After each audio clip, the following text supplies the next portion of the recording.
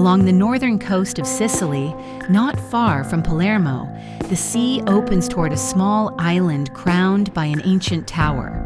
This is Isola delle Femmine, a place where nature, history, and legend meet above the waters of the Mediterranean. From above, the island appears as a quiet guardian of the coastline, surrounded by crystal-clear waters and rocky shores shaped by wind and waves.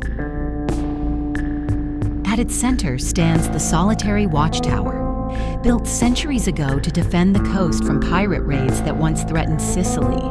For generations, fishermen sailed these waters, guided by the silhouette of the tower rising against the horizon. Today, the island rests peacefully within a marine reserve, where seabirds circle above the rocks and the sea reveals its deepest shades of blue. Across the water lies the village that shares its name, facing the island like a mirror of its past. Here, the rhythm of life still follows the sea. Boats in the harbor, quiet beaches, and sunsets that turn the Mediterranean into gold.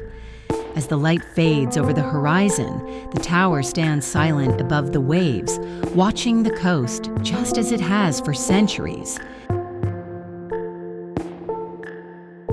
Isola delle Femmine, a small island, a great story floating between legend and sea.